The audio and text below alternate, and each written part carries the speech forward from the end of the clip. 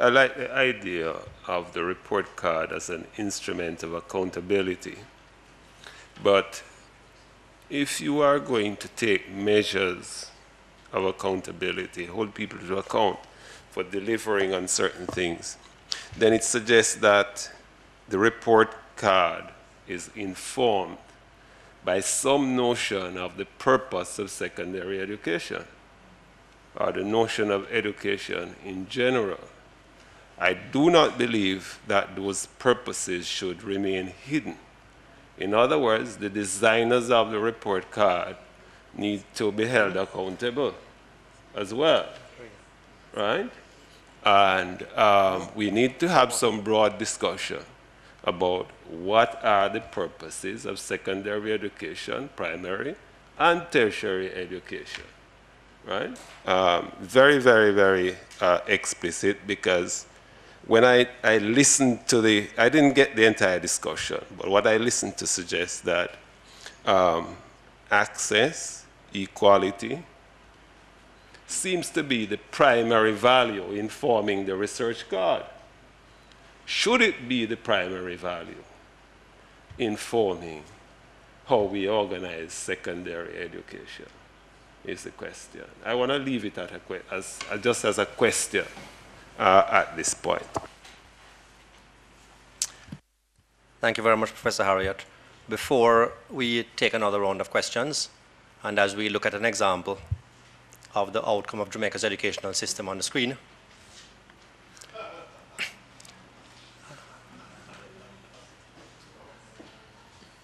I'm going to, it's a telephone order taken literally in a cake shop. I'm going to ask the minister who has to leave shortly if he would like to respond to any of the comments that have been made so far. In the response to the values that ought to inform how we organize education. To start with Professor Harriott, the issues of equity and access are not issues that we could avoid in putting together a scorecard. But certainly we must incorporate values-based education and incorporate values as a direct goal, a direct outcome of education, but also as a direct input into the education system. So I agree with you that you have to look at equity, access, efficiency, but we must also look at the end of what value is education to society and what are the values we are making priorities of in our curriculum. And so I will agree with you, so that all those issues must be reflected in the scorecard. On the matter of the administration of the ministry, particularly as it relates to the mid-level managers, the education officers and other agents that interface with the principals and teachers, we acknowledge that we have a management problem. We have a problem with how they interpret policy directives and how they implement policy directives. We acknowledge that there are some cultural issues that I would say act as a barrier towards, as you have put it, the acceptance of new ways and the willingness to innovate. And it almost amounts to a fear of innovation, a fear of stepping outside of their area of comfort. We're trying to break that. We're trying to change that in the ministry, and we have started from the very top in terms of making some strategic decisions of ensuring that the top management of the ministry has a greater understanding of organizations, modern structures for organizations, and to try and infuse within the Ministry of Education what I would like to call new public management of a civil service bureaucracy.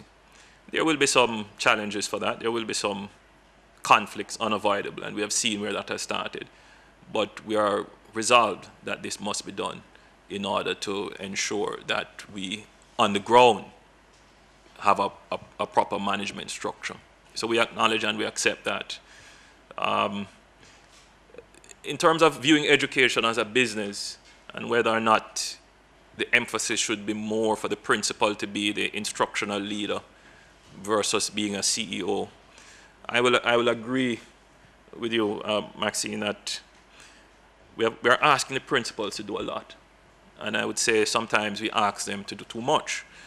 I always like to use this example that there are very few businesses that could be compared to a school. Very few businesses have the direct clientele of 1,000 students or 1,000 customers to deal with, in addition to the indirect clientele of the parents and the community. Very few businesses have the budget of a school to manage. Very few businesses have the staff of over 100. Some schools have up to 150, 200 members of staff to deal with the human resource issues, the accounting issues, the safety and security issues. It's a massive undertaking.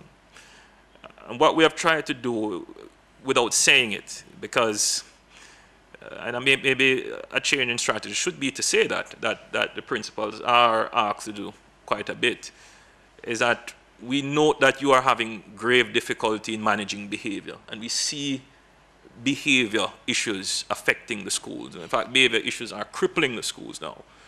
And we have sought to put in place the deans of discipline to assist you, to relieve you of some of that burden. The question of a plant manager, I'm considering, we're looking at it, how it could be done. Certainly the financial resources are a consideration here, but we are looking at that. And it may not be that we bring in a plant manager, it may be that we upgrade the post of a bursar so that the bursar takes charge of more than just low-level record keeping. So we're looking at that, and I'm open to suggestions about how that can be done. In terms of the regionalization structure and greater autonomy for principals, I have I'm not settled on a view as to whether or not the principal has limited autonomy. I think the principal has considerable autonomy. That's a view that I'm coming to, that the principal has significant autonomy. I think the issue is within a knowledge of what the Education Act provides for and what they can do within the Education Act, the ability to follow the regulations, which are, in some respects, I think, maybe too heavily rules-based, as you have put it.